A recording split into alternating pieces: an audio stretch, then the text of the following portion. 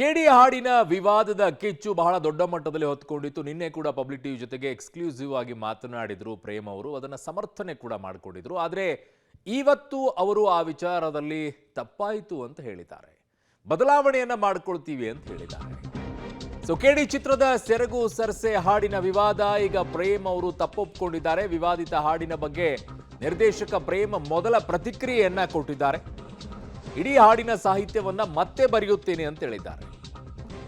Bottle ಅಂತ ಬಳಸಬೇಕಾಗಿತ್ತು, ಅದೇ ನನ್ನ ತಪ್ಪಾಗಿದೆ ಅಂತ ವಿಡಿಯೋ ಮೂಲಕ ವಿವಾದದ ಬಗ್ಗೆ ಮಾತನಾಡಿ ತಪ್ಪೊಪ್ಪಿಕೊಂಡಿದ್ದಾರೆ.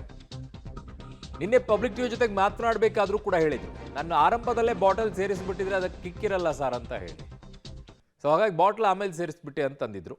ಬಟ್ ಈಗ ಆ ವಿಚಾರದಲ್ಲಿ ಅವರು ನಿನ್ನೆ ಸಮರ್ಥನೆ ಮಾಡಿಕೊಂಡ್ರು. ಇವತ್ತು ತಪ್ಪೊಪ್ಪಿಕೊಂಡಿದ್ದಾರೆ. ನಾ ಬದಲಾವಣೆ ಮಾಡ್ಕೊಳ್ತೀನಿ ಅಂದಿದ್ದಾರೆ.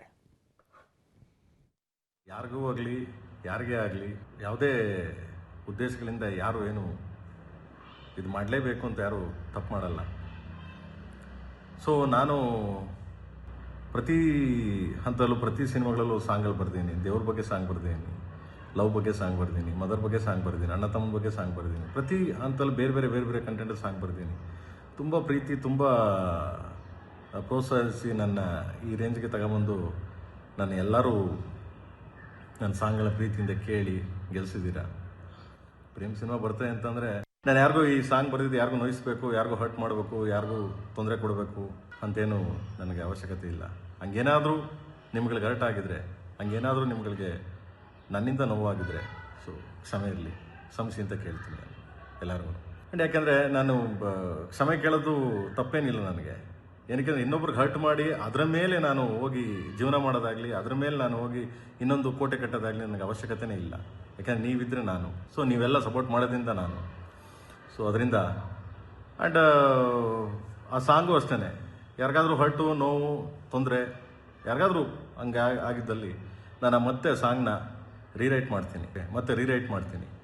ಸೊ ಮತ್ತೆ ತಿರ್ಗಿ ದೇಶಾದ್ಯಂತ ರಿಲೀಸ್ ಮಾಡ್ತೀನಿ, ಮತ್ತೆ ಬರೀತೀನಿ ಅದನ್ನು, ಬೇರೆ ಬರೆದು ಮತ್ತೆ ಮಾಡ್ತೀನಿ. ಯಾಕೆಂದರೆ ನಿಮ್ಗೆ ಹರ್ಟ್ ಮಾಡಿ, ನಿಮಗೆ ತೊಂದರೆ ಕೊಟ್ಟು, ನಿಮಗೆ ನೋಯಿಸಿ ನಾನು ಯಾವತ್ತೂ ನನಗೆ ಆ ಥರದ್ದು ಉದ್ದೇಶನೂ ಬೇಡ ನನಗೆ.